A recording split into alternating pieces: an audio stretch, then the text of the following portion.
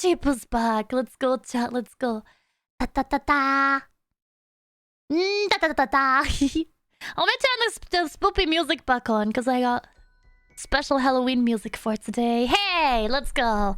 Ta ta ta ta. Me too, Morton. Welcome back. Hey, how are you guys doing? Are you guys ready to get spooked? We might get very spooked because if I run this and we... Okay, here's the explanation. I got a story to read for you guys today. It's written by Archie Sunshine. Let me quickly get the roll text up for it. There we go. And it's called My Dad Left Me His Tape Collection. It's 7 short parts, and I promised Archie a recording of them. Well, I might have to record them while we stream it. Possibly without the audio, because if they would like to repurpose it as like a downloadable audio file in the future, I don't want them to get copyright strike. So I am kind of scared to run Adobe Audition and the Habitat and the stream at the same time. Hopefully it goes over well. If we do crash, do please come back. I'm gonna close out everything that we don't need right now, just in case. Because this do be spoopy.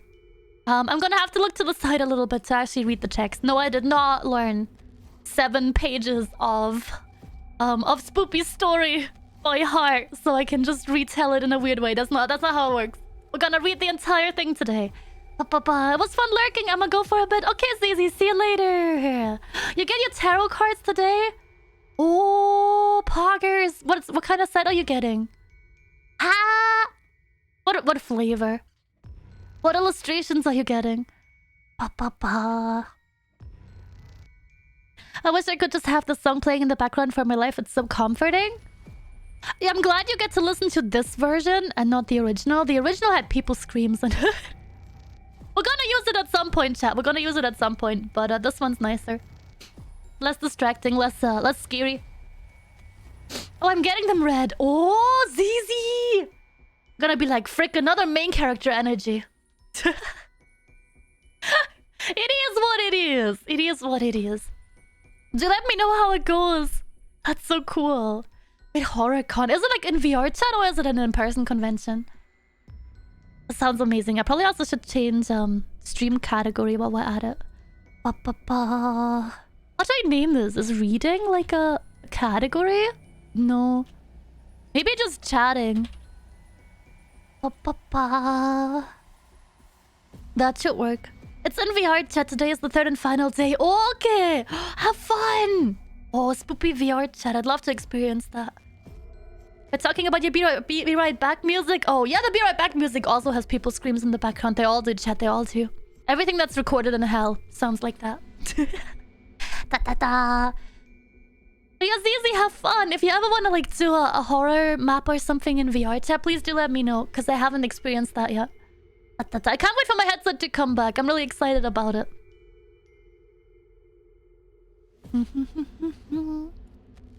But yeah, you can get the Be Right Back music over on the exclamation mark Patreon in the chat. You can download it there and you can use it. You can listen to it all day. So spoopy. Are you guys ready for a horror story today? I know we've never done this before. If you guys like it, we can do it again in the future. Cam, thank you for the Patreon command. 24-hour BRB music, let's go. Me with my brain. I mean, you could play it the 2 days that I'm not streaming, the Monday, Tuesdays.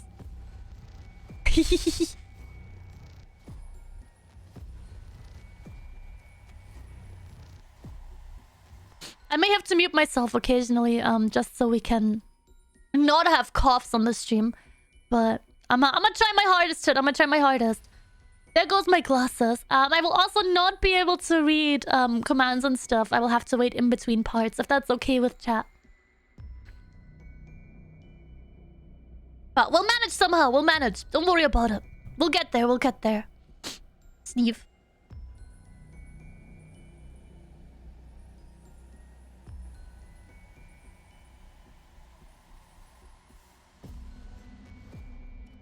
The coughs are part of the immersion. My prepubescent voice at the moment is also part of the immersion, huh? I see how it is, Morton. Thank you guys for sticking around. Shall we get started? Let's go. Pa-pa-pa. Let's see if this works. I'm gonna do a quick test just to see if it works. Pa-pa-pa. We're not lagging or anything. That's great. Okay. Are you guys ready? If Archie's in the stream today, that would be amazing, but I don't think so because it's really early where Archie lives. I'm gonna link, if you guys want to read along, I'm gonna link it in chat. This is the story we're reading today. Do support the author if you can. This was original posted, and this is where I found it because I go on the subreddit a lot. It's called r/NoSleep, and these are all horror stories. They are amazing. There's some of the best pieces of writing in there that I have ever read. And this one scared me a lot, so I contacted the author and I was like, can I read this on stream or can I make this into a YouTube video? And today I finally get to record it. I've recorded this before with my friends, but it didn't quite work out on time. So we're gonna read it again for the Halloween special today. Let's roll, gamers! Pa-pa-pa-pa. Alright. We start the recording part. Okay.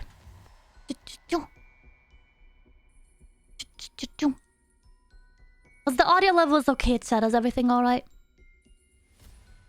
Here we go. This is My Dad Left Me His Tape Collection, Part 1. Cassette tapes.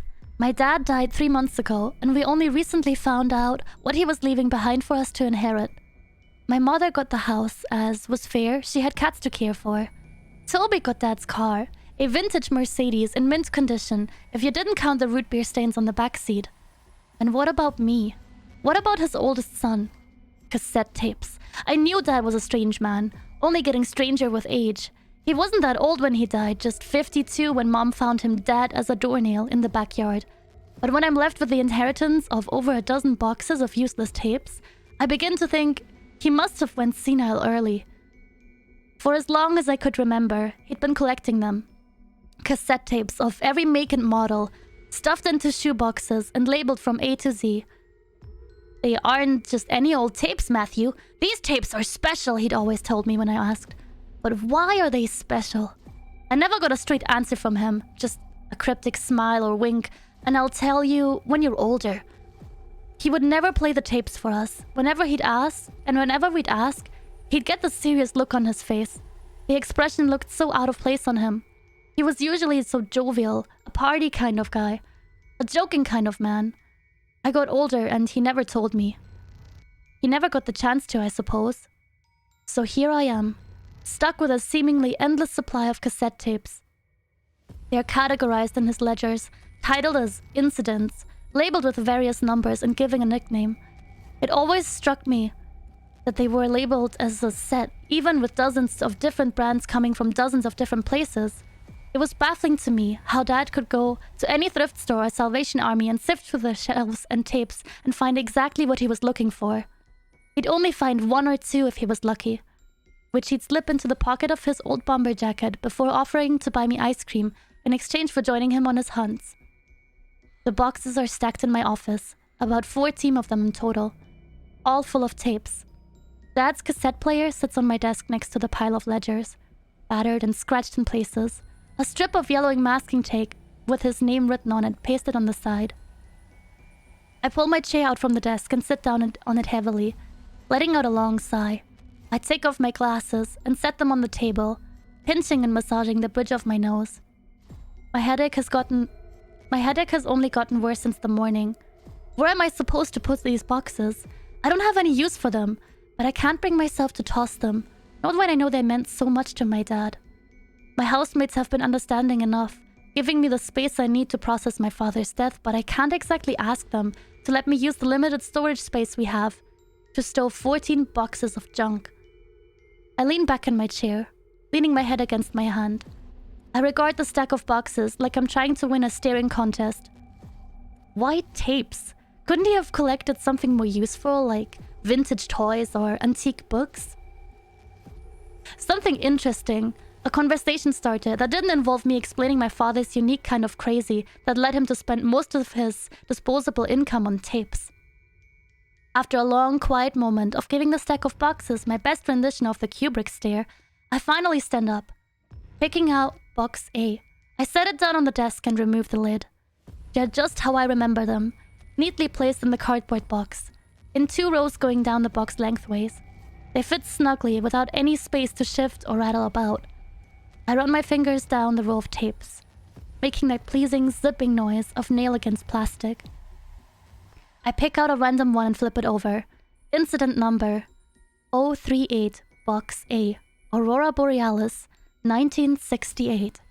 I sit back down and shift to face my desk. I fidget with the tape in one hand, tapping my thumb against the side of it as I crack open the ledger.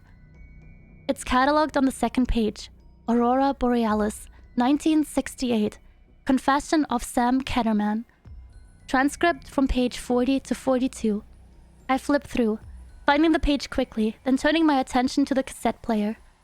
The lid of it pops open, and I insert the tape with a soft click, watching the player whir to life with a sizzling crackle. Is it on? Okay. The man's voice is hoarse and tired. My name is Sam Ketterman. I was told to record this tape by Dr. Leith, my therapist, as a way to process my trauma. There's a long pause, the sound of shuffling papers. This tape is in regard to the incident that occurred during my hiking trip in Alaska in 1968. He clears his throat. Phil and I, were hiking near Fairbanks. It was a clear few days out in the woods, snow coating the ground and our bags heavy on our backs.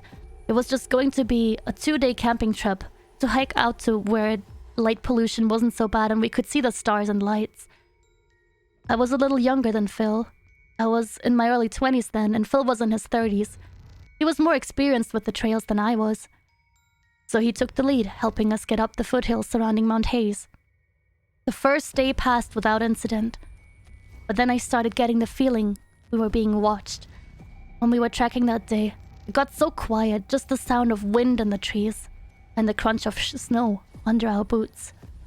When I brought it up with him, he said it was just in my head. But I didn't buy it. There was just something wrong to me. When we found the wreck at Tind, we should have turned back, but we didn't. It's probably just a bear or something, or they left it behind.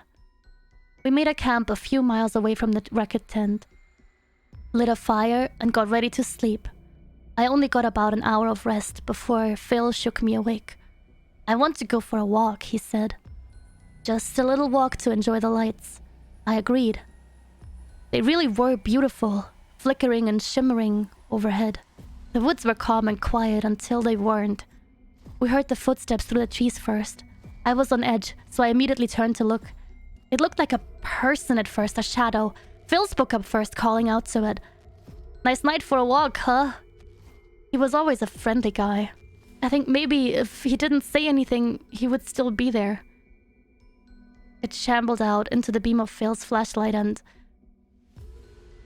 The man takes a shaky breath. It hurt to look at. Even now it hurts to think about. It was like an empty snowsuit, but where the person inside should be, there was only light. Glowing, bright lights, shifting in color like the northern lights up above. I stumbled back and Phil stepped in front of me, holding his hands out, as if he could stop it. I hate to say it, but I ran. I turned tail and ran as fast as I could back to the campsite. Hearing Phil screaming only made me run faster. I grabbed my bag half full, leaving the tent behind. I didn't stop running until I passed out in the snow. When I woke up, I was in the hospital. Some hikers had found me. Luckily, before frostbite could set in. They never found Phil. Just his flashlight. Right where he had when it showed up. That's all. That's it. There's a click and the tape is over. I feel a pit in my stomach as I close the ledger and set it aside. There's a morbid curiosity brewing in me. I'm hardly even paying attention when I pop open the cassette player, take out the tape, and put it back in its place in its original box. I don't know what to say, other than that I'm going to have a lot of listening to do. That concludes part 1. What's chat thinking so far?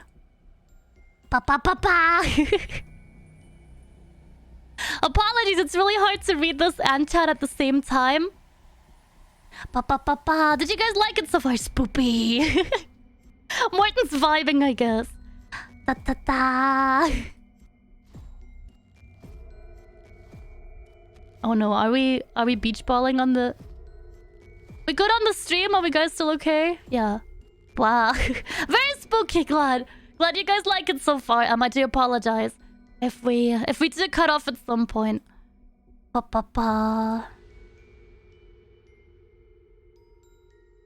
Pa pa pa pa. Your reading voice is incredibly soothing. Please don't fall asleep, chat. Please don't fall asleep yet. Pa pa pa. Ta ta ta. You guys ready for part 2? I'm gonna try my best and give the different people different voices, but I don't know if that's coming through that well. When I saw tape, I thought it meant like duct tape. No! My father left me his tape collection and he left me... What kind of duct tape is there? He left me duct tape, off-brand duct tape, and Flex Seal. Flex Seal might heal all your problems, but not this one. Not this one. I was gonna get up for a second and get my tape recorder for immersion, but I don't think it's gonna pick up the noises of it. Yes, Lulu has a tape recorder. Lulu is a boomer. We get it, chat. We get it. I am the boomer. Gorilla brand duct tape. I didn't know there was Gorilla brand duct tape. Is it stronger because it's Gorilla, or does it make monkey noises when you rip it? Duct tape, goose tape, swan tape, penguin tape. Don't tell them about penguin tape, chat. Don't tell them about penguin tape. Probably both. Probably both. I'm glad you guys are vibing. I always wanted to do audiobook like recording. Once in a lifetime.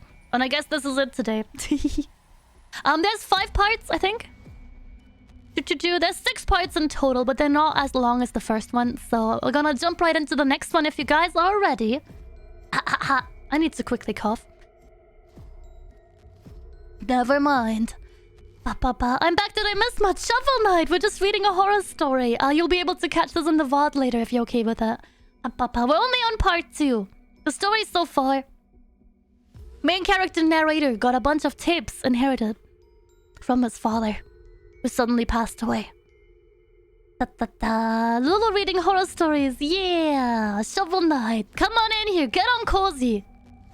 It's time for more. Let's go, gamers. Let's go. And don't forget, we're gonna play some marbles after. So if you're not properly spooked now, you will be by those RNG games. Well, I do like cozy. Sheesh. It's not the normal Lulu stream brand, but more screamy usually, right, chat? But more screamy. But let's get to part 2, shall we? Let's roll. Part 2.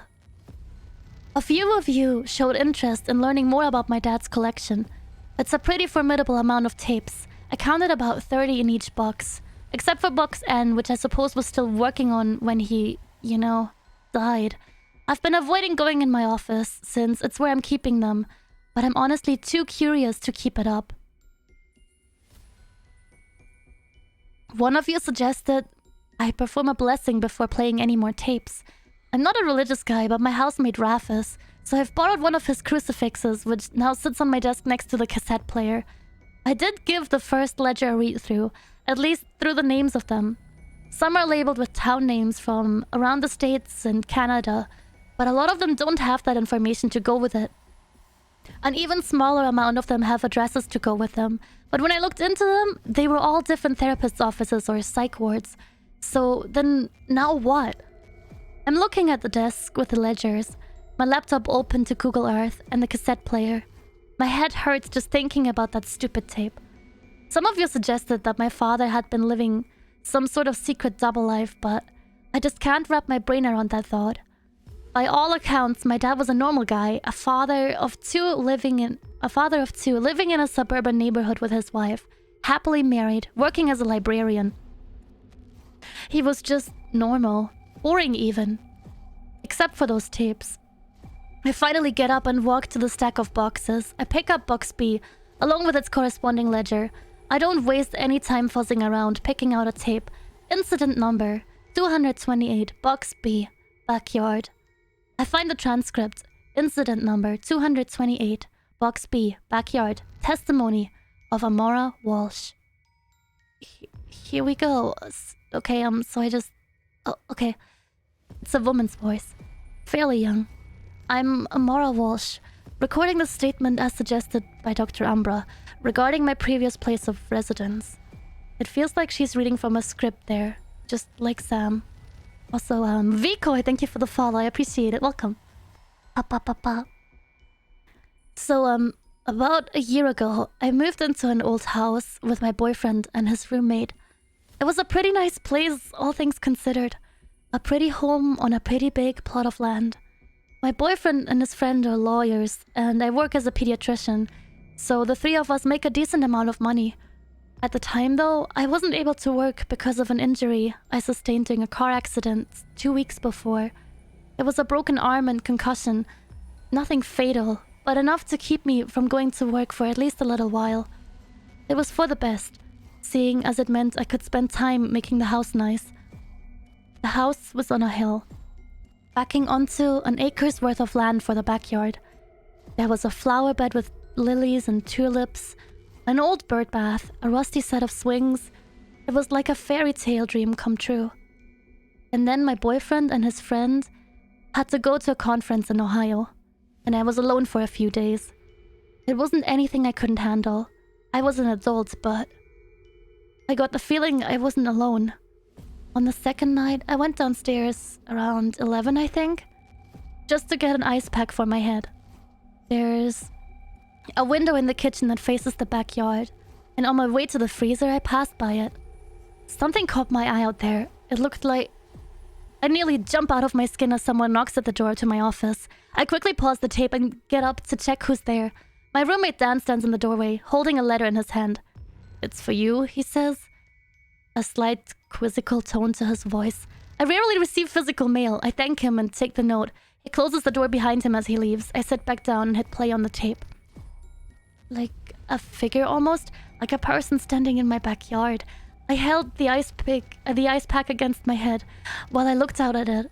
It was like a person wearing a bedsheet, like a cartoon approximation of a ghost. It didn't move, just stood there, sheet blowing in the wind lightly. I reached for the lights to the backyard. I flicked it on and it was gone. It must have been my imagination, just my nerves about being alone in the house. I decided to just forget about it and take my ice pack back to my room. I flicked off the light. I started walking towards the stairs when I heard it. Tap, tap, tap, tap, tap. When I turned, it was... Her voice falters for a moment. It was standing at my back door. Its arm was lifted up from under the sheet. It makes me sick just thinking about it. It looked like someone had peeled the skin off their arm, as if it were an orange, but it wasn't fresh. The muscles were rotting, turned grey and blackened at the fingertips, all smudged with dirt like it had just crawled out of its grave. I screamed. I didn't know what else to do, but my closest neighbor would be too far away to hear me. I just kept tapping. Not even aggressive, just tapping. I started to hear it breathing too, labored and desperate. Like its throat was too tight to drag in enough air to keep it alive. I yelled at it, asking what it wanted, why it was there, but it just stood there. I couldn't take my eyes off it. I don't know how long I was standing there, staring at it. It felt like hours. Finally, I worked up the courage to step forward. And I turned on the light. And it was gone. It didn't give me any relief.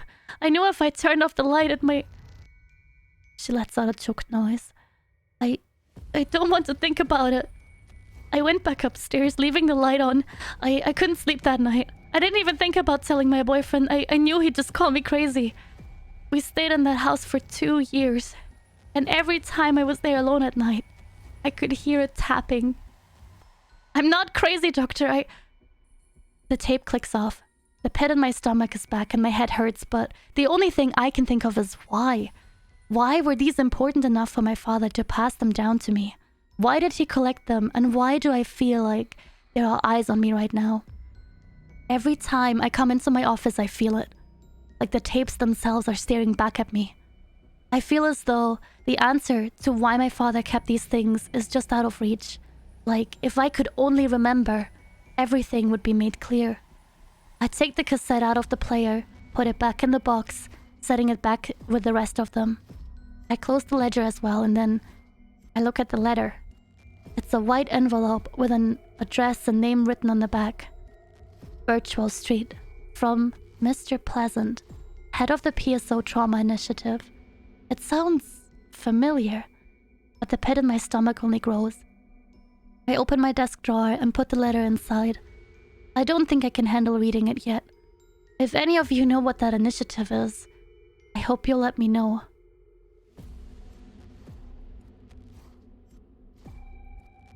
And that concludes part 2. What's chat feeling? Also, Vcoy, thank you so much for the follow. Welcome to the horror reading stream. How are you doing today?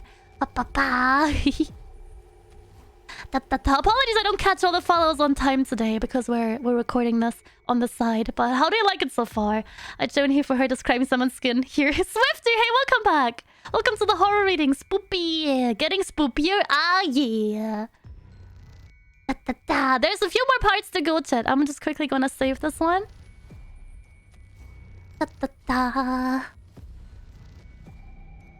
Is it? Yeah.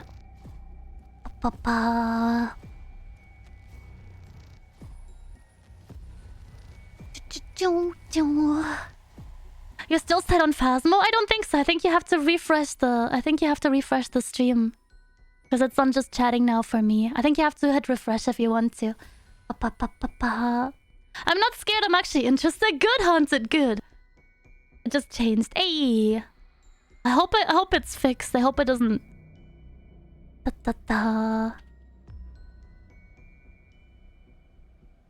Okay, Toshi, I'm glad you're still here. Are you guys ready for part 3? I'm gonna go link part 3 just because I posted the link a few minutes ago. Here's part 3 if you guys want to read along. There's a demon voice for Deem above. Oh, okay. Where is that?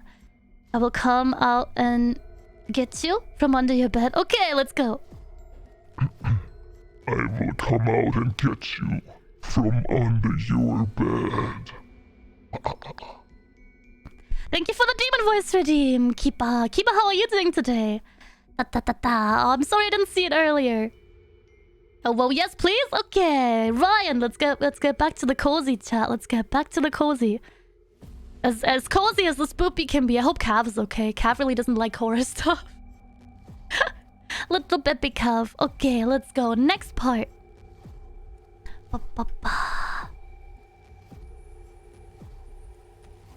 My dad left me his tape collection, part 3.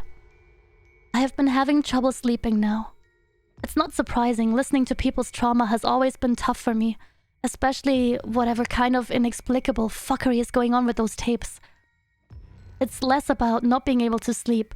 Sure, it takes some tossing and turning, but it's more about staying asleep. I keep having nightmares. One's bad enough to make me wake up in a cold sweat, but when I wake up, I can't remember what happened in them. All I know is that my hands are shaking, and it feels like I didn't get any sleep at all. I suppose you could tell I was losing sleep, seeing as I made a mistake in my last post when I was transcribing the incident. I didn't catch it. I was half falling asleep, writing everything down, but that's not relevant, I don't think. I don't want to believe that the last thing I have of my father is somehow doing this to me. Some of you thought that maybe knowing my father's cause of death would help me solve whatever's going on. I figured maybe I could elaborate a little for you. My mother told my brother and I about it a month ago after she'd recovered from the whole shock. She said it was 6:30 in the evening. They'd just finished eating dinner and my dad had gone out to the garden to walk around. He liked to do that when he was alive, just pace around in the backyard, so it wasn't strange to her. When he didn't come in after half an hour, my mom got worried and went to check on him. He was laying on the ground face down, bleeding from the nose. His eyes had already gone cloudy, almost white, and there was a shock of hair turned white on his head. One that wasn't there before. His hands were covered in mud. She begged the coroner to do an examination on him, but my mom still refuses to tell us what was going on with him. Something was wrong with his brain, she said. Maybe a tumor or a hemorrhage. But I called her up to ask, and no matter what I said, I got nothing from her. I can't blame her. It still hurts. I'll try reaching out to the coroner. I looked more into that PSO thing. I found posting about it in a few old internet forums and 1 or 2 on Reddit. Most forums were people expressing confusion about some peculiar advertisements they'd seen posted on bulletin boards in hospitals and universities, posted on telephone poles, and sent with flyers in the mail. They were all described in similar ways. A picture of a silhouetted person laying back on a chaise lounge, titled in block letters with the question, "Something keeping you awake at night?" The irony of this title is certainly not lost on me. Usually, under the picture was a paragraph asking all manner of strange, wide-sweeping questions like, "Do you have something you feel like you can't tell anyone?" Or, "Have other therapists turned you down?" Underneath that, there was a phone number and an email address. And another set of block letters proclaiming, "Don't wait! Get matched with a therapist now!" And finally, at the bottom of the page, there was that line of text stringing it to the tapes. Courtesy of the PSO Trauma Initiative. I couldn't find any posts describing what this place was, nor could I find anyone who knew exactly how long the initiative had been going on. I think the earliest tape I could find was from 1964, just the year after cassettes were invented. I figured I might listen to it now. It's from Box J, incident number 1. Hitchhiker, testimony of Franklin Boyd. The click of the tape being set into the player is almost comforting now.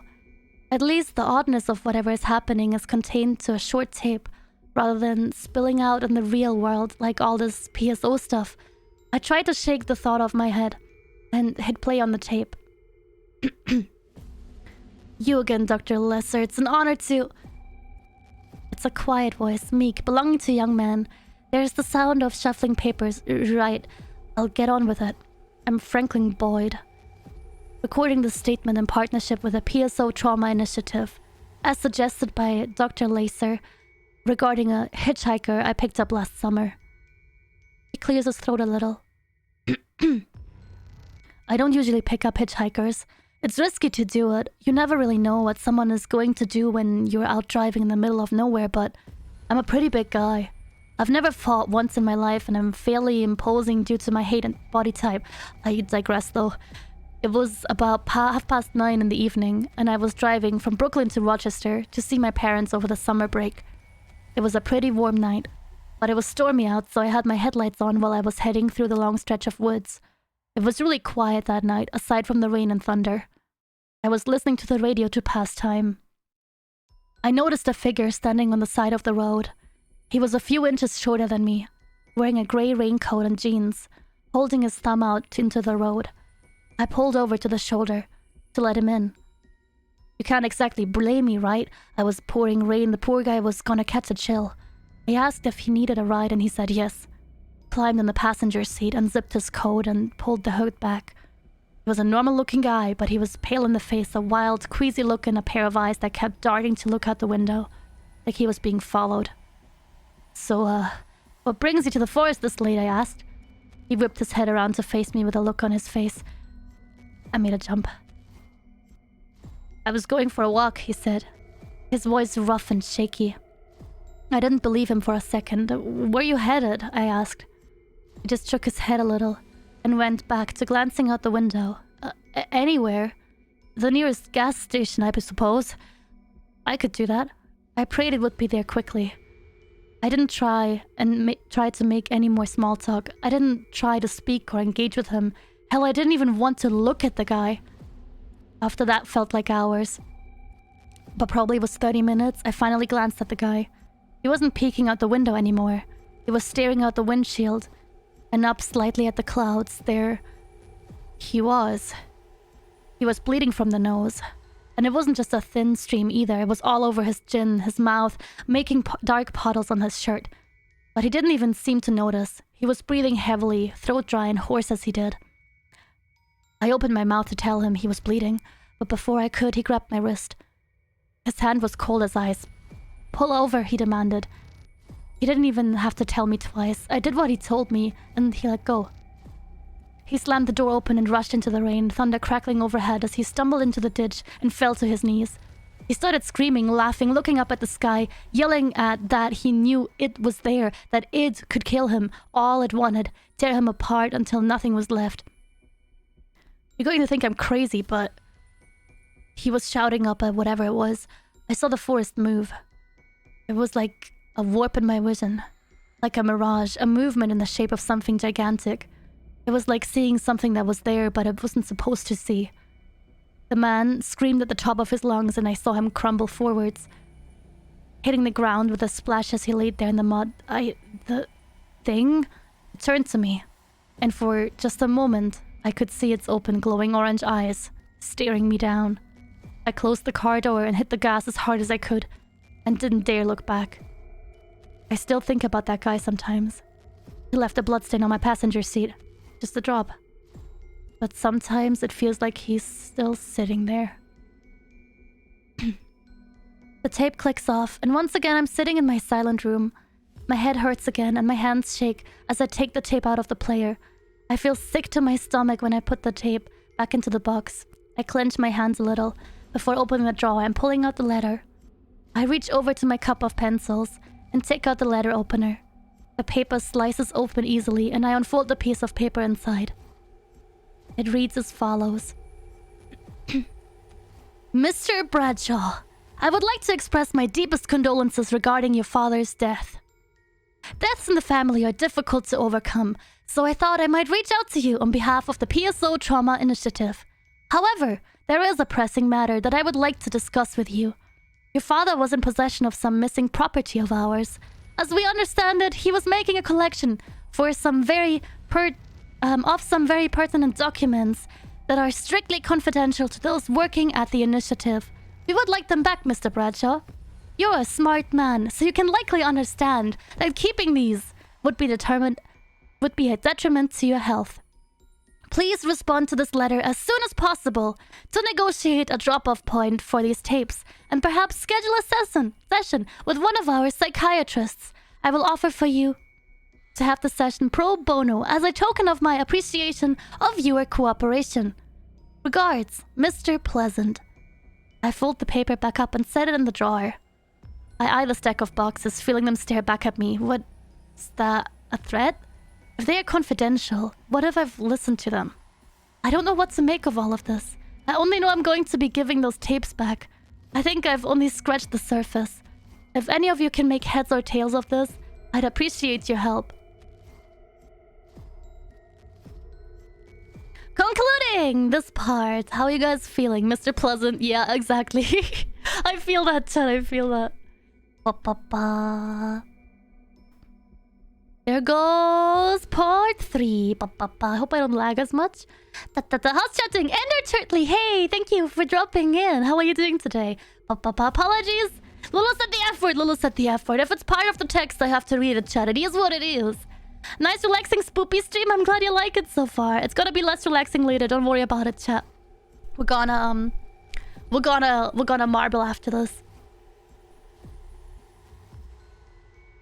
Someone mentioned mac and cheese in chat earlier. Ooh, Cav, are you gonna make mac and cheese again? Oh, I'm sorry, I'm a little bit laggy. What? Welcome to everyone who missed it. We're currently reading a story. I'm gonna drop part 4 in the chat in a second. Today we're reading My Dad Left Me His Tape Collection by Archie Sunshine. Here's part 4. Oh, there we go. Which we're getting to in a moment. I'll quickly need to reopen Audition. I do apologize if my lips don't pick up properly. I'm trying to get as close to the microphone as possible, so we have a really, really nice and smooth recording later. Oh, okay. Yay, marbles! Yeah, man, we're gonna play some marbles later. Thank you guys for dropping in, by the way. I really appreciate it. I wanted to do a readout stream for a very long time, and I'm really glad we got permission to read it. Do check out Archie's works, and the link is in the chat. And let me know how you like them. I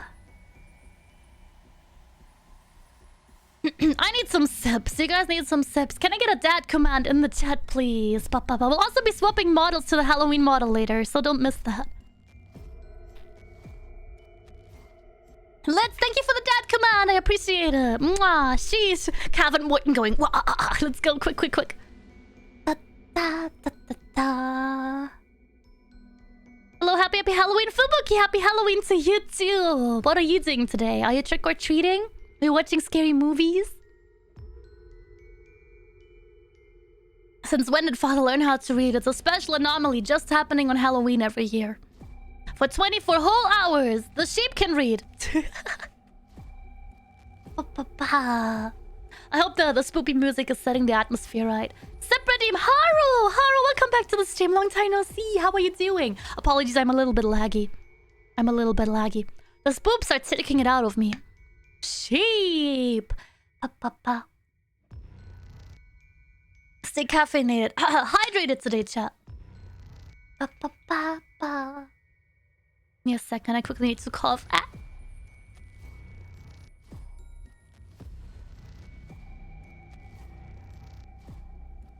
Got him, chat. Got him. I only drink the finest Mountain Dew. Sheesh. Are you a taste tester or a Mountain Dew taste tester? You get it in your wine glass and you swirl it about. Wow, I'm really laggy. Sheesh. We're just gonna power through that little glitch clock, I guess. I apologize, chat. That shouldn't be happening. I can't just disappear and reload. I think we're gonna just go ahead with a different model in a second. But let's get to part 4, shall we, chat? Shall we?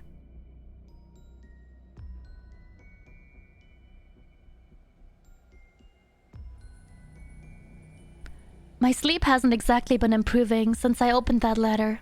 If anything, it only made things more complicated. Every time I try to get any rest, that stupid letter pops into my mind. That thinly veiled thread, all over some weird tapes. I tried to keep my mind off of it for a day or so. I spent some time with friends and stayed out of my office. It brought me some relief for a while. I was starting to think I could just ignore the whole thing. And then I went on a walk. It wasn't too long or anything, just up and down my street. You know what I found? Flyers. Over a dozen of them. All just how I'd seen them described on those posts, down to the phone number. I felt like I was gonna be sick. They were posted on telephone poles, in the windows of the convenience store, glued to walls and alleyways. They were everywhere, mocking me. I've lived on that street for 3 years, and I've never seen a single one of them. And yet, overnight, there they were. I took one down to bring home with me to get a closer look. It's laying on my desk as I turn on my lamp. When I unfold the flyer and smooth it out, it feels as though the tapes are looking at it over my shoulder. The paragraph is different from the ones I saw online. Are you losing sleep? Do you feel like you can't tell anyone what's happening to you? Does your heart feel full of cold lead? Do you know what you've done? Do you regret ever accepting that gift? Do you feel them looking at you while you sleep? Do you remember what they looked like in your dreams? Can you see them? Can you hear them? Are you listening? Are you listening to them? Do you wish you could just forget? Don't wait. Get matched with a therapist now. I know why they left them for me. I know what they want. I know they meant to scare me, to intimidate me into giving them back, but my fear is crushed by my own anger. They're taunting me. It feels like they're laughing at me. I listened to what you all said. I bought more than enough cassette tapes to copy them all over. Different kinds from different years. Just to get the variety of them right. Spent a small fortune on them. After reading that stupid flyer, I know what I have to do. It takes a long time to do it. I've spent hours doing it. Putting the tapes into a cassette deck, found at Goodwill. Then the blank tape, copying it, and then writing down each of their titles. Some of you said I should keep the copies, but I'm too sentimental to do that.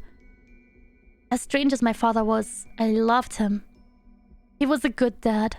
I can't just give the originals up, knowing my dad wanted me to have them. I moved the originals to the cassette racks my dad left for me to store them in. Up until a few days ago, I was planning on just leaving the tapes in their boxes, hiding them in the attic or a basement. They deserve better than that. While I'm putting them away, my mind wanders back to thoughts of my dad. I remember when I was younger, I spent a lot of time with him. I always got along better with him than my mom. We were both a couple of Poindexters. We could spend hours just sitting in silence near each other, doing our own thing. Usually I would read, he'd be writing his ledgers. I remember one day when I was around 9. My mother had taken Toby out to a movie and I didn't want to see. So I was staying at home with my dad. I was reading an old comic book that my dad had gotten me, and he was writing in his ledger when the landline started ringing. I hardly even looked up when he went downstairs to answer it. I only really started paying attention when he started shouting. I walked down the stairs, still holding my comic in my hands, and I peeked around the corner into the kitchen. He was holding the receiver up to his ear, listening to someone talking on the other end. After a long moment of quiet speaking from the other end, his hands began to shake. He balled it into a fist and slammed it on the counter, making me jump. I swear to God, James, you stay the hell away from me and my family. Don't bring my goddamn kids into this. Whoever was on the other side, James, I guess, he laughed at that. My dad's shoulders stayed tense when he talked. You're a fucking monster, Jim. You should have left when I did. And now, look what's happened to you. His voice was cold and full of anger. He slammed the phone down onto the receiver and turned. When he saw me, he was startled. He asked me how much I'd hurt. I lied to him. I told him I'd only been there for a few moments. He said he was sorry for yelling. I remember lying awake in bed at night. We lived in a forested area on the outskirts of town, so I'd go to bed to the sound of wind in the pines and owl calls. The night, I didn't hear any birds. If I focused hard enough, I could faintly hear the sound of whistling. Not like birdsong, but like a person whistling. I didn't look out my window, but it felt like something was waiting for me to see it. I called the coroner yesterday. After another sleepless night, I dialed him up, hoping to get little closure. When I told him who I was, Dr. Peterson's tone changed on a dime. A note of reservation in his voice, like he knew it was coming. He asked me if I was sure I wanted to know. Part of me wishes I didn't say yes. He said he'd never seen anything like it before. When he'd done an autopsy on my father, outwardly there were no wounds, no bruises, no punctures or bullet holes anywhere. In his stomach, there was his dinner, only partially digested. No poison, no alcohol or drugs. It wasn't a heart attack. It wasn't a tumor or a stroke. His eyes were completely shut, like something had blinded him. But the thing that really caused his death, supposedly, was in his head. When they opened it up, what greeted him was a pool of fleshy, pinkish sludge that was once my father's brain. Like someone had taken it out and put it through a blender before pouring it back in. That's how he described it. He couldn't think of anything that could have done that. Neither could I. I slide the last cassette into place and let out a deep breath, looking back at the waiting boxes of copied tapes. I take a seat at my desk and pull out my phone. It takes a moment of psyching myself up to key the phone number on the flyer. There's a long beeping sound before someone picks up. Hello? This is Mr. Pleasant speaking. How can I... He doesn't get to finish before I speak. I have the tapes. He's quiet for a moment before letting out a little laugh. Good, I'm glad you came to your senses, Matthew.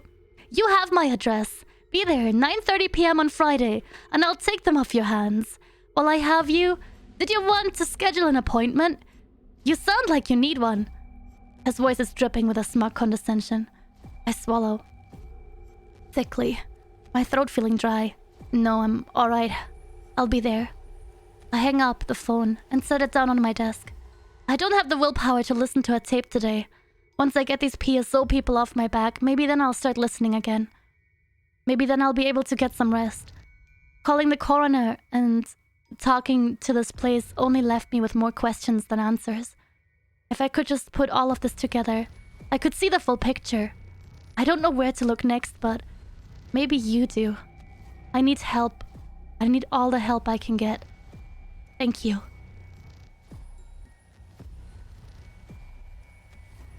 That was part 4. How did chat like it? Quickly save it. Let's go. Blended brain. Just on time for Halloween.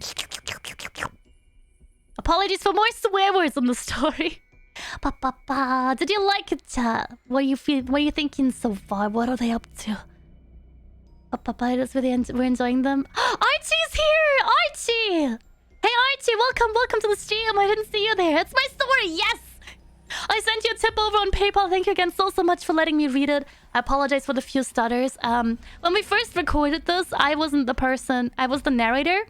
But I wasn't reading Mr. Pleasant's lines, so this is the first time for me reading them out loud. Here we go, on to part 5 next. I'm recording you audio files, so if you want to use them without any background music, or if you want the background music to re-upload it somewhere, I can give you like a permission, like a DMCA free permission. Yeah man, please no swearing in chat. I'm excited. Hey, I'm glad. I'm so sorry you joined us halfway through. We're already on to part 5 next. Bula is now rated R. Sheesh, because I said the F word twice today. I see how it is, chat. I see how it is. It's Halloween. Cut me some slack, chat. Please. Please. I'm also sorry. I'm a little bit glitchy. No worries at all. So much fun. Ha! I'm glad you like it. I'm glad you like it. Just posted my newest story on NoSleep. I can send you a link if you like. Yes, please send it to me on Discord. You can't send links in the chat. The only links that can be posted are from my mod side. But do please send it. If you want me to read it again on stream, I would love to. Lurk Doublehead, thank you for the lurk. I appreciate it. If you want to catch up with it later, I will be posting the VOD 24 hours after on YouTube, so you guys can catch it later. I'm sleepy, burp. You guys falling asleep? That's not the intention. I think I need to speed it up a bit.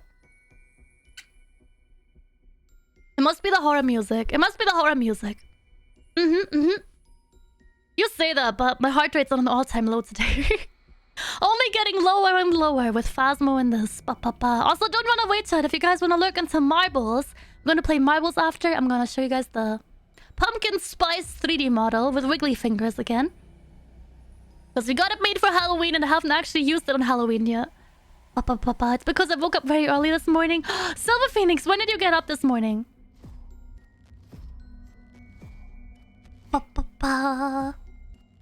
I woke up early too. It's the do you have daylight savings where you at? They gave me an extra hour, so it was 1 AM twice last night, and I normally don't wake up before midday. But today I was awake at like 10:30. It hits different, Chad. It hits different. Apologies, I also still have to cough between recordings. Because that cold is still not over. It do be sticking around. I hope it's gone by Subathon. By the way, Subathon 6th of November, uncapped. So if you guys want to keep me here for 3 days straight, you can for the very first time. Father, why did you blend the father's brain? Why is it always me, chat? Why do you think it's always me? I see how it is. It's always me in it. Smoothie. When the zombie hits up the Arby's and be like, hey, do you have some brains? Daylight savings doesn't end till November 7th for me. Oh, okay. So it's still earlier for you in the day. Wait, no. It's later for you. It's 1 hour later for you. Sheesh. I didn't know daylight savings were that complicated. Because you know you did it.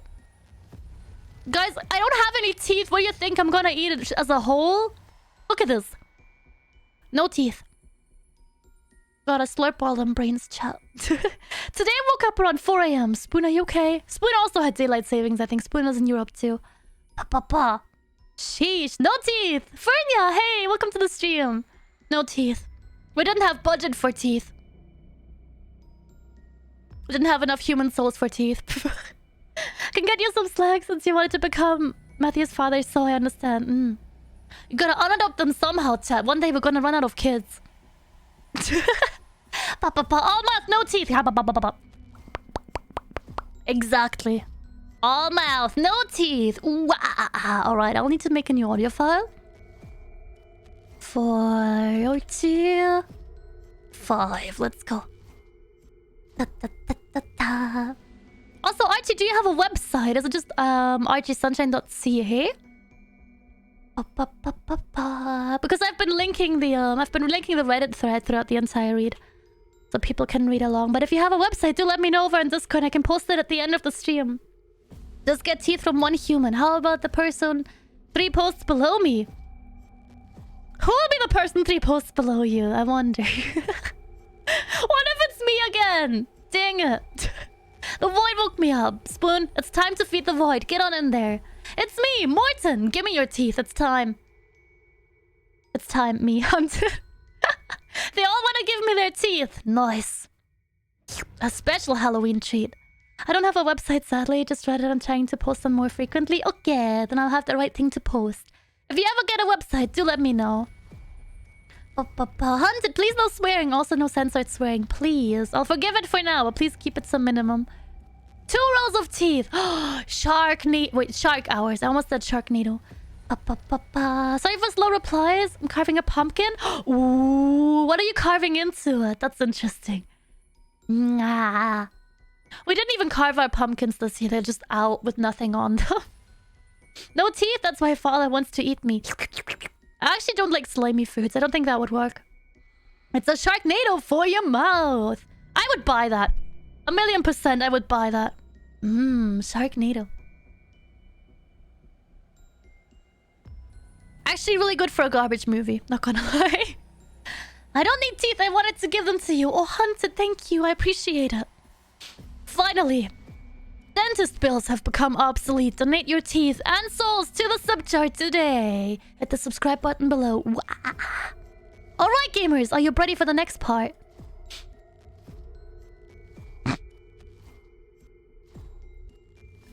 Okay, let's go. Part 5. I'm sorry for leaving you all hanging for so long. I should get you up to date on what's happened in the days I've been missing. He wasn't lying. The building was just where he'd said it was. A tall office building on the 7th floor. Past cubicles of people hunched over their desks, talking soothingly into their phones. In the office with a brass nameplate on the floor. He was there. He stood looking out the window like he owned the city below, with his hands folded behind his back. Good evening, Mr. Bradshaw. Why don't you take a seat? He said, without even turning to look at me. I did what I was told, finding no comfort in the blocky, unyielding armchairs that his office had to offer. He turned away from the window for a moment, taking a seat behind his desk and steepling his fingers. He was maybe in his mid-50s. There was something wrong about him. His smile lines a little too deep, hands too spindly, his teeth a little too white, and his mouth as he grinned welcomingly at me. It was less like a greeting and more like a threat. I cleared my throat to speak, but as I did, he cut me off. I'm so glad you had a change of heart. You really did the right thing by handing those over, he said. I'm glad to give them back, I said, reaching into my pocket. I could feel the weight of the tape recorder in there, felt reassured by a click of the red button. I was curious about them. I didn't get the chance to listen to them when I was a kid. I wanted to ask why they're so important. Mr. Pleasant smiled broadly, even wider than he already was. It made my skin crawl. I thought you might ask that. They're recordings of our patients' therapy sessions. Very personal, you know how it is. Client confidentiality and all that. Do you mind if I ask why you record them then? He was quiet for a moment, smile deteriorating ever so slightly. Then he chuckled softly, sardonic and charismatic in a way that made me want to hit him. You're a very curious man, aren't you, Mr. Bradshaw? He said, reaching across his desk and adjusting his stapler. It's just part of our special kind of therapy. We find it's easier for patients to forget their trauma through recording these tapes.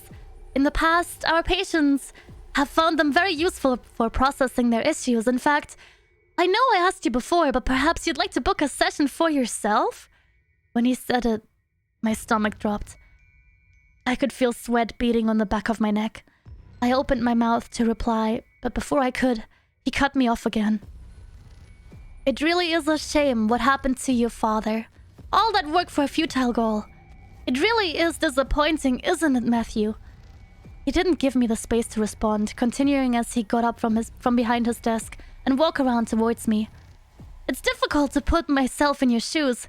Losing your father so abruptly and with such a strange cause of death. How did he... You must be holding that weight with you, Matthew. I felt myself nodding before his words even registered. I shook my head, feeling stinging pain pushing it against my temples. It's alright, Matthew. You're probably very stressed. Maybe it would help to let your emotions out. I can get Dr. Ilio to come right away if you need... I got up to my feet quickly. I didn't even notice how close he'd gotten until he was resting his hand on my shoulder. When I looked at him, I could feel my ears start to ring. He had that smile on his face, wide and white. And too many teeth. I felt sick, like having him so close was hurting me. You're bleeding, Matthew. His mouth didn't move. Lips drawn tight over rows of snowy white teeth. Too defined, too perfect, too straight, too perfect. I heaved weakly, managing to tear my eyes off of him. Down to my shirt, blood staining the fabric and dripping over my lips and chin from my nose. I stumbled backwards, shoving his hands off of my shoulder and holding my head. The ringing stopped, his face was normal again. I swallowed thickly, staring at him. My throat felt like sandpaper. I need to go. His smile waned again, but as he nodded, eyes narrowing ever so slightly, I understand. Here! He reached behind him and picked out a small calling card, presenting it to me. We should keep in touch. Any family of Julian is a friend of mine. I took the card. When I walked out of the... Sorry. I took the card. When I walked out of the office, holding a hand up to my bleeding nose, the room of cubicles was silent. All sitting facing the wall in front of their desks, holding their phones up to their ears, but not speaking a word. I ran. I took the stairs, not wanting to wait for an elevator, rushing down the steps, through the foyer where I'd left the boxes of copies with the receptionist, and out the door. That was about as much as my stomach could handle, so it seemed. I threw up in the nearest bush as soon as I got out of the door. I'm not ashamed to say that doing it gave me some sense of retribution. My car wasn't parked too far away. I was thankful for that. Climbing into the driver's seat, buckling the belt, and hitting the gas, I drove until I was far away from that place, until I was out on the outskirts of town, pulled over onto the shoulders of the road, and I broke. I curled into myself, leaning my forehead against the steering wheel, breathing shallowly as my heart tried to climb its way out of my chest. It felt like being squeezed into a shoebox, like the world was too close around me, pressing the breath out of my lungs and making me panic. I had panic attacks before, more frequently in the months since my father's death, but there were none like this. They never made my skin crawl and my stomach churn as badly as this. Never made my ears ring so loud I couldn't hear the cars passing by. This couldn't be happening. The whole conspiracy, this whole delusional initiative, this couldn't be real. But it was. It was, and I'd jump in head first without noticing how murky the water was. It took me a long time to calm down. I stayed like that, curled up in the car for almost half an hour. I remembered the recorder in my pocket and turned it off. It brought me comfort to know that what had happened had been documented. So I drove home in silence, and all the while my frustration overcame my fear and anxiety. When I reached the driveway, there was a package on my doorstep, a padded envelope. I picked it up, taking it inside with me and locking the door. I tried to be quiet when I walked up the stairs to my office. When I entered, it feels like home. It feels like the tapes there have been waiting for me patiently, knowing I'll be there eventually. I opened the package. I'm not surprised to see it's a tape. Written on the side, though, it's not an incident number. It reads, "To my eldest." My hands only quaked slightly when I put it in the player and pressed the play button. There's that familiar buzz on an old cassette tape, a click, and a slight shuffling.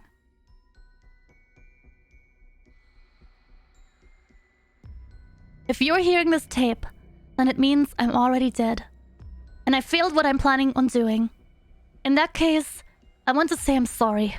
And I truly wish I didn't have to be this way. But it is.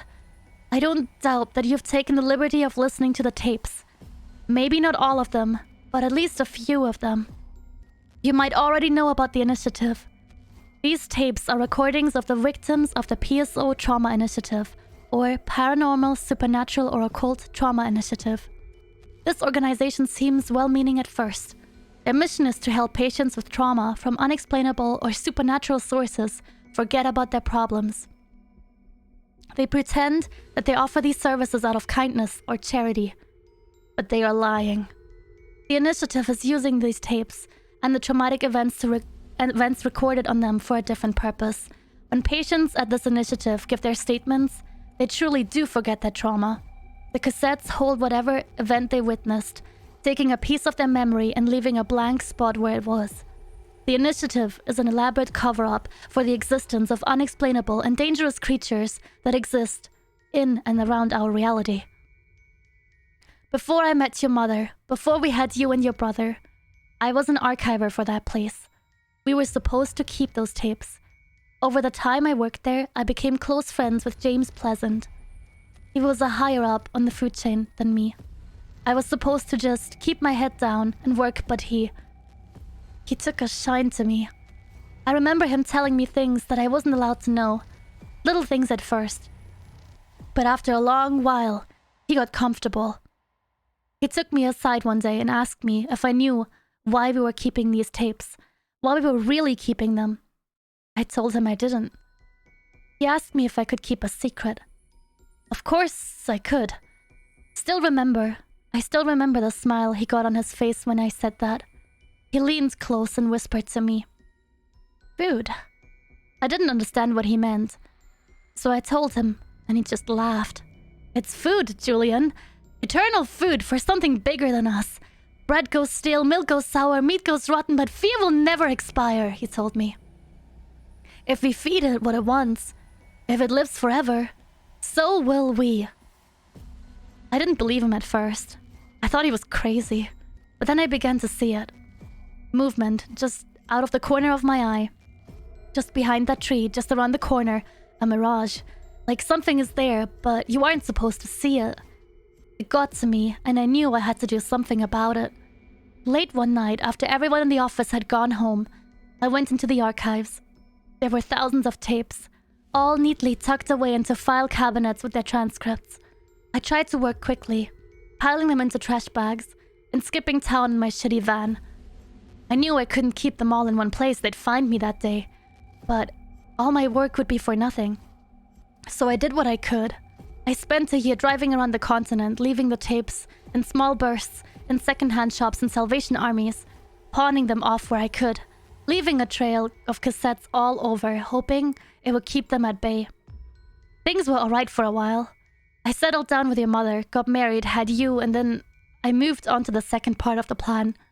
With the tapes spread out, I had pulled the rug out from under them, keeping whatever it is from forming, keeping them as distant from me as possible while I began to collect them again. I wanted to test my theory. I found one of the tapes closest to me, and I destroyed it, burning the tape and crushing its plastic casing. The room went cold around me. For 3 days after, I didn't see the mirage following me. I was gearing up to burn the last batch. I'd do them in small increments so your mother wouldn't get suspicious when Pleasant called. He threatened to hurt you and your brother, threatened to kill you both if I didn't stop what I was doing and give them back. You were too precious to risk. I stopped burning them. For a month I stopped collecting them, and then I had an epiphany. I didn't have to destroy them. Just collecting them would be enough at first. You were always a curious kid. I remember how badly you wanted to know about the tapes. I kept collecting, knowing that eventually you would grow up. You would know how to protect yourself when you moved away. I redoubled my efforts, writing the transcripts and leaving breadcrumbs for you to follow, just in case I failed my plan. The plan was to burn them tomorrow night, to deal our first big blow to whatever this thing is. Clearly, since you're hearing this, I failed. The mirage caught up with me, and, well, I'm dead. I need you to carry on what I've started. You know what you have to do. In 2 days, you will receive a box with the supplies you will need, and the instructions to do what you have to. I know you can do this. I'm so proud of you. I love you, son. The tape ends with a muted click. I rub at my teary eyes with the back of my hand, taking a shaky breath that rattles in my chest. I clear my throat as best as I can, and gingerly remove the tape from the cassette player. I know what I have to do now. Oh, that's concluding part 5. Let me check in with chat. Norax, thank you for the resub. Sheesh, hold on a second. Me save the audio recording. Ba ba ba ba. Also, new people. Jeez, I'm gonna read all of you. I saw it from the corner of my eye. New followers. Ba ba ba ba ba ba. Yukiko Snowfox, thank you for the follow. Froggy, Belua, and a bunch of numbers. Thank you for the follow. Sky Enox, thank you for the follow. And Game Mom 69 Poggers, that could be me. Thank you for the follow. I appreciate it. Lady Demon Sheep, look, I'm old. 4 months, Poggers. Here comes your Kalimba solo, Norax. Thank you for sticking around.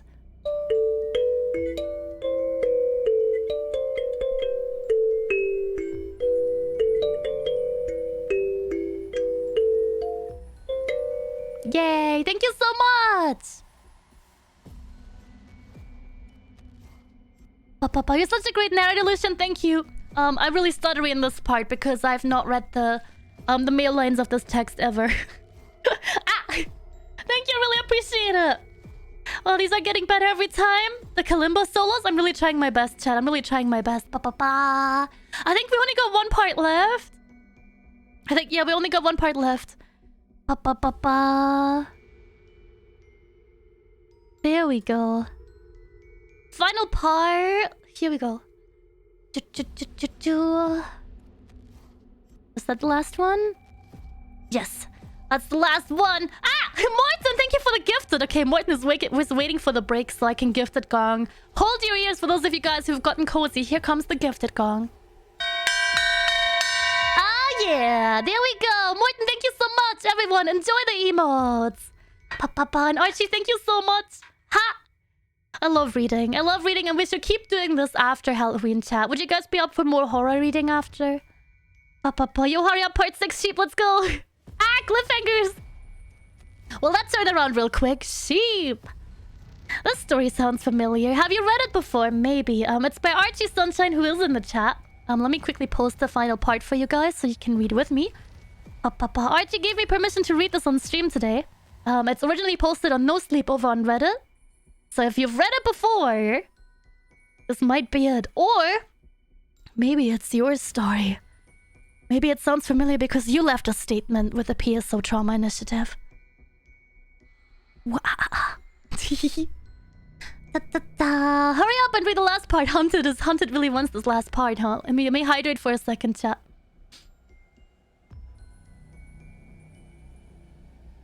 Haven't been able to stop it much, but I'm back today. It's a good day to be here. Thank you. We're gonna play some marbles after, so don't run away. I want to play some viewer games with you guys tonight. Before we jump into more FNAF and Spooky's Jumpscare Mansion. I love the statement. Oh no. Fernia, please don't tell them that you remember it. Reading anything sounds like a good time. That would be nice. I love Archie's stories. I think if we get permission for another one, I would love to read another one. I will legitimately find and bookmark the story readings as bedtime stories if you keep doing them on stream. The VODs of these will go up later on the VOD channel. Let me give you a VOD channel command in chat. Here you go. So if you want to catch up with them later, I'll put them all in a neat little VOD so you can listen to them caught without the chatting parts in between. Later next week. And then we can make it a whole playlist, chat. We can make it a whole reading playlist. Will you have spoopy Christmas stories in the future? Ooh, if I can find a spoopy Christmas story, I would love to. Long time no see, Norex.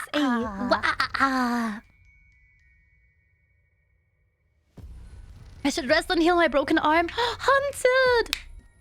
Please get some rest. Please get some rest. You can catch the VOD later, but if you want to stick around for the finale, I'm starting in a couple seconds. Hold on. I just need to cough really badly.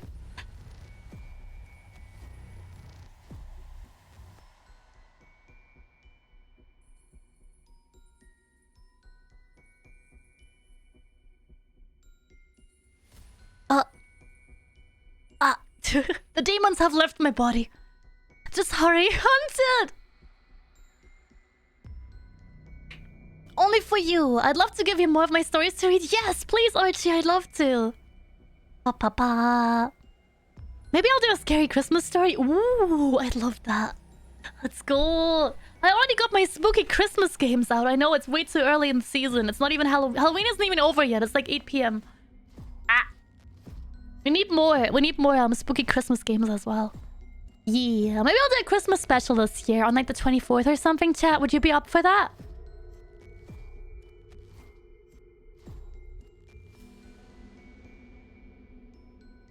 It's never too early for Christmas. That is my horror story right there. Please no.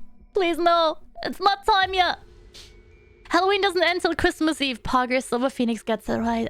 Yeah. It's always spooky season here, chat. It's always spooky season here and on Lula's bank account. Ooh, Gotta get that boomer humor. Norex, thank you for the gift. So Archie, I appreciate it. Archie, enjoy the emotes. Here's the gift gong. Oh, I was quiet. Hold on. Yeah. Oh no, another hype train. Oh no. Another. Sheesh. Gong time. Let's go. I'm gonna go wait in case you guys want a hype train. Annoy the neighbors with the gong. Yeah, absolutely. They should get some of their own medicine back. They decided to have a Halloween party in their front yard. Disgusting. Disgusting. 'Tis not the season. Call of Duty, hey, welcome to the chat. How are you doing today? We're currently horror story reading. We're on the last part. If you want to go back in the VOD for a little bit to listen to the other parts, you're more than welcome. Another one! If you want a hype train while I start, I won't be able to read everyone out until I finish, so I'm gonna wait a hot second. Just in case. Ew, who socializes with people in person? At the moment, very ill. Very unsafe. Why are they not watching the Lulu stream? Actually, if my neighbors find me, I will cry. I don't think they even know I live here. Because I never go outside during daylight hours. I don't think they know I still live here. They might hear me, but they've never seen me. But yeah, Morton, isn't it much nicer to be behind the screen watching? The sheep watches from the shadows.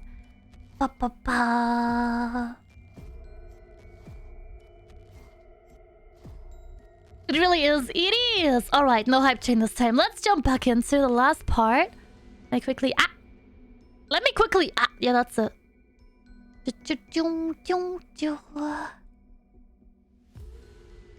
RG 6. There we go. Final part. Are you guys ready? Shadow sheep. Just quickly. Just quickly, Torrent. Just quickly what? Oh no, is Torrent gonna gift like a bunch? Doubt. Not ready? Finally? Torrent's never ready. Todd Borrett. Todd Borrett, the fellow Canadians. Let's go. Final part. I had trouble sleeping those nights. It's unsurprising knowing what I have to do. I want to hold on to my father's memory more than anything. He was always there for me, no matter what. So burning what I have left of him is painful, but it has to be done. So I'll finish what he started. The package arrived right when he said it would. It wasn't huge, a little smaller than a shoebox. In it were more tapes. My dad's old aviator-style glasses, a set of car keys, including a labeled key to a storage unit, and a beat-up old journal.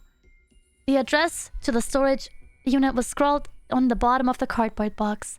I loaded the tapes into the back of my car in boxes and followed the address of the storage unit to find where my father had left me. During the drive, my phone wouldn't stop ringing. The number displayed on stream being from exactly who I'd expected. It seemed like the initiative wasn't keen on giving up yet. They could call me all they wanted. But I pay them no mind as I pull into the parking lot to the rundown Excalibur storage units at the outskirts of town. The garage-like door rattled as I unlocked it and pulled it up manually, wincing at its squealing groan. It wasn't cluttered, just my father's old van from when he was young and 4 gasoline tanks in a neat row next to the car. There was a Polaroid taped to the van, with an address hastily written on the bottom. It was a picture of a wide open field, someplace nobody would look to find burned cassettes. I was glad he knew a place. I wouldn't have known where to start. I shifted all of the cassette boxes into the back of the van, followed by the gasoline tanks, and then me.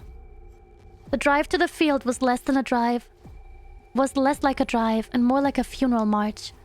After weeks of torment and anxiety, and sleepless nights, tonight it had to end. In some way or another, no matter how small, tonight was the night it would end. I thought about my father, Thought about how the initiative had taken him from us, all for whatever thing they were serving. When I was in that van, listening to the gasoline tanks clunk against each other and the cassette tapes chattering in their boxes, I wasn't afraid of anything. For all I cared, I could die just like my dad, as long as I took down the least of a portion of whatever that stupid initiative was with me. It was dark out in the field where I parked the van. The moon high above and the stars shining in the sky were the only things there to light the way. The tape stacked up nicely in a white patch of dried dirt, a pyramid of boxes jutting up defiantly towards the sky. The tank was heavy in my hands. When I poured the gasoline into the pile, it felt surreal. I found myself laughing deliriously when I looked at the stack before me. I was staring it down again, just as I'd done in my office. This time with no curiosity, or fear, or dread. This time with a knowing, superlative hatred that churned in my stomach and made me grit my teeth.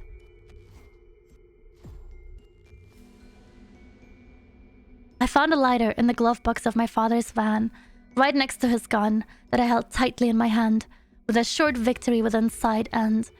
I don't think you want to do that, Matthew! My hair had already stood up on end before he even spoke. I didn't turn to look at him. I didn't have to. Far away across the field, his master was there. There in a way I didn't see but felt, like the drop of your stomach before the plunge of a roller coaster. But a million times worse. I think so. I think I do. I swallowed thickly. He walked towards me slowly and I turned only slightly towards him. It's not the man I met in that room. He smiled wider than I'd ever seen anyone stretch their lips. Teeth like piano keys or like the tines of interlocking forks. He was taller than I remember, stretched like taffy with hands hanging limp at his sides. Just give them back, Matthew. You've come so far. Just give up, he hissed out, mouth not moving, but beady black eyes squinting at me with unfettered malice.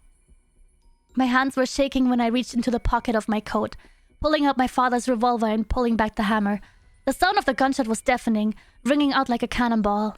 I thought I was going to vomit when I hit him, right between the eyes. An easy shot. He was so close to me. He reeled backwards, and I snatched up my lighter, frantically attempting to flick it on. Across the field, the creature wailed like the sound of rending metal in echoing fury. I flicked and flicked and flicked, and then Mr. Pleasant tackled me to the ground, sending my lighter bouncing away from the uneven dirt. I tried to roll over, feeling his arms wrapping around me like a boa constrictor as his neck popped and cracked behind me. I screamed, knowing nobody would hear, writhing in his grasp until I wormed my way free. I kicked at him, slamming my boot into his face and rolling to the side. When I finally caught sight of him, I felt my ears begin to ring. He'd gotten even worse, where he was hunched over on the floor, grunting and panting, his neck ballooning and stretching up and outwards, thickening in the middle as his jaw unhinged. Teeth like razors lined all over as long, spindly, fleshy legs worked their way out of his mouth. I didn't have time to dwell on the horrors that was once Mr. Pleasant. I had tapes to burn. I lunged for the lighter, stumbling to snatch it up. The cold metal in my hands was comforting as I rightened myself on my feet and tried to flick it on again. Matthew, Mr. Pleasantrod. Matthew. I didn't dare look, but I began to run, stumbling through the grass away from him and out of instinct cupping my hand around the flickering fire of my lighter. I could feel blood running down my lips and chin. I could see the tall grass bend and bow where the creature in the field ran, its glowing orange and yellow eyes staring me down with grateful glee that made my stomach churn. Finally, the fire flickered on, bright and warm in my hands. I let out a triumphant laugh, making a turn to run towards the pile before I felt long, clawed hands grab me by the shirt. Mr. Pleasant's body was hanging by a group of 6 spider-like, creaking, spindly legs, his long, squirming fingers gripping me tight as he laughed, voice echoing like there were 3 of him behind me. I wanted to cry. I was so close. I was so close. The creature came to a halt in front of me, laughing at me like a pack of hyenas, Mr. Pleasant's other hand shifted up, tangling in my hair and wrenching my head back to stare up the creature's eyes before me, and the only way I can think to describe it is when you're a child and you're in a dark room. It's less the fear of what the room is and more the fear of the room is full of something you can't see that wants to hurt you. I hadn't felt that type of fear in a long time. It towered over me and didn't. It was there and it wasn't. It was going to fucking kill me just by seeing my line of sight. Look at it, Matthew. The thing behind me howled with laughter, yanking on my hair and forcing me to look every time I tried to turn away. I could feel bile rising in my throat, blood cascading from my nose. I heaved, my eyes burning with pain, and in that moment, I saw white. My ears stopped hearing, my eyes stopped seeing from the burning hot pain that rose in my head, and there was peace for a long, deathly moment. It was a fig tree in the eye of the storm. A moment's silence before the worst came. And in that moment, I squeezed my eyes shut. With a certain flick of my thumb, I felt the lighter ignite, and I let it fall from my hands. To say that those monsters screamed would be like calling a rainstorm a typhoon. The lighter hit the gasoline, and the boxes went up in a split second. I felt the thing that was once Mr. Pleasant drop me to the ground and begin to convulse, shaking and shuddering and screaming as its leg began to crack apart, falling to the ground along with its master like a puppet with cut strings. I heaved, vomiting, all red and shaking from head to toe. I couldn't bring myself to get up and run, so instead I rolled over onto my back and looked up at the dark night sky. There was a seam in the sky, like someone had slashed a long, curved line in it. It opened, and I felt the breath leave my lungs.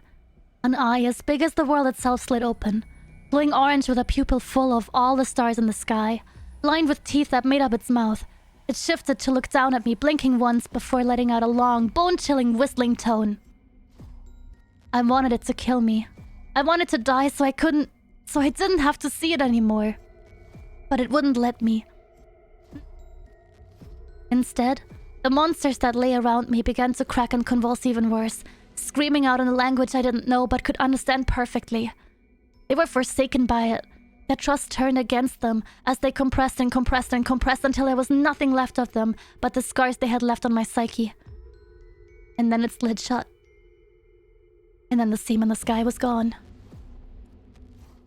I laid there in the field for hours. I didn't move until the fire had burned away all that was left of those tapes, until I knew there was nothing around me for miles but grass and ash and my van. When I got to my feet, I was shaking, drenched in blood and sweat. All the stars in the sky were golden orange eyes peering down at me with judgment for what I had done. The sound of the van door closing behind me is like a coughing being closed. I start up the car with a sputtering noise and fix my father's old glasses where they sit on my nose. I take a deep breath and my hands shake on the wheel, but I don't break. I don't cry or scream or panic, despite the pounding heartbeat in my chest. I pull out of the field slowly, trying to keep my breathing even though he isn't here to say it. I know that my dad is proud of me. Wherever he is. I wanted to thank you for your help and your interest in my research. There's a lot of work ahead of me, if I want to try and keep anyone else from succumbing to fate like my father's. His journals should hold the answers to what I have to do now. There's a lot of things I don't understand, and your input has been life-saving on a few occasions, honestly. But all I know is that I'm going to have a lot of driving to do.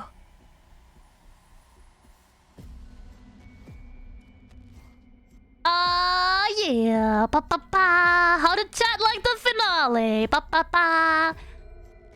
This was My Dad Left Me His Tape Collection by Archie. Give it up for Archie. Archie's in the chat, by the way. Can I have some applause for Archie? Ba ba ba. Toward redeeming no glasses on end. I see. Not censoring the story. Yeah, that's true, Cav. We didn't censor the story today. Ba ba ba ba. If they're swearing in it, I want swearing to be on the recordings. Super spoopy. Let's go. Yay. Archie, thank you so much for letting me read your story. I loved every bit of it. It's amazing. Ah! I was lagging. Well, Hunted, you gotta catch the VOD then. Ba ba ba. Giving it up for Archie. Oh yeah, can I have some fun Lulu emotes in the chat for Archie, please? Let's go. Father, this is scary. Well, madly, it is what it is. It's Halloween. What did you expect? It's called Spooktacular today. My cat fell asleep on my clean laundry. No! Don't move them. That's a sin. That's a crime. You're gonna be fined. Archie did the goodest ever. Yeah. Hey, Lulu, it's been a while. Madly, it's been a while. How are you doing? But I enjoyed the story. Yay! Thank you. I'm glad you enjoyed it. Give it up for Lulu for doing such a great job reading it out.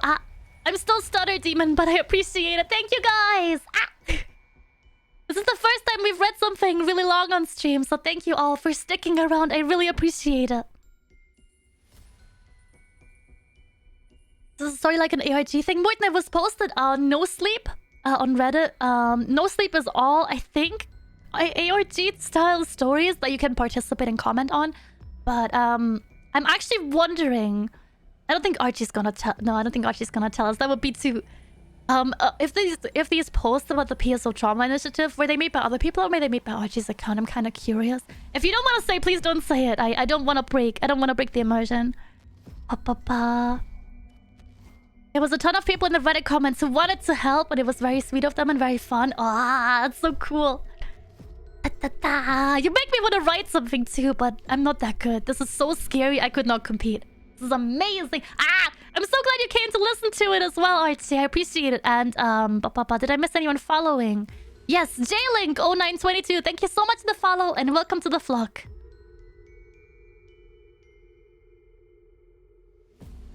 They were all by me, just a few things I've gathered. This is amazing. That's amazing. I'll be back in 30 minutes. Madly, see you later. It was really good. Thank you, Archie, for the story and Lulu for the read lists. Thank you so much. I appreciate it. Mwah. And Madly, thank you for the lurk. Need to put my clothes away sometime before 16:30. Can you give your cat a snack instead? So it's not gonna be angry.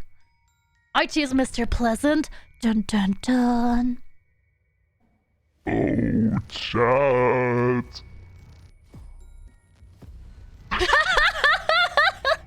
Nice. Well done, Lulu. Thank you, Lulu. Good job. Now he out cold. I don't think he's gonna come back. He got pressed like those cars get pressed. You know, when you have a car to recycle, you just take the entire box and you just squeeze it into a neat little packet. I don't know what it's called. Car box pressing? That one. Speaking of, I need to feed our cats. Feed the hungry demons. Hello, sheep lady. Hello, Michael. How are you doing today? I just realized we're like 40 away. 41 away from our sus goal. Oh no. Oh no, you guys really want me to learn how to separate audio on stream, huh? One fear. I didn't like that. What? Car juicing? Car juicing sounds amazing. Well, Spoon, way to be disrespectful today. Say you're sorry. You're unadopted, but you're my son for the moment. Hunter, thank you for the lurk. I appreciate it. I'm gonna take a quick break, and then I'll be back with some marbles on stream. Oh yeah. I'm getting back into writing. I took a 6-ish month. That's it. Yeah, English is language. From writing, so I'm trying to get back into it. It will be a good day. Yes, please. It would be amazing for me to read more of your writing. And if it motivates you, I'd love to help. Meebles! Funny meatball game. Hell yeah. Ooh, Alright, gamers. We're gonna play some marbles with the good old speedrun music in a little bit. I will leave you all on the funny standby screen. Those of you who aren't subbed yet will have to watch a quick ad. Everyone else, enjoy the funny standby screen. I will be right barbecue. Ooh,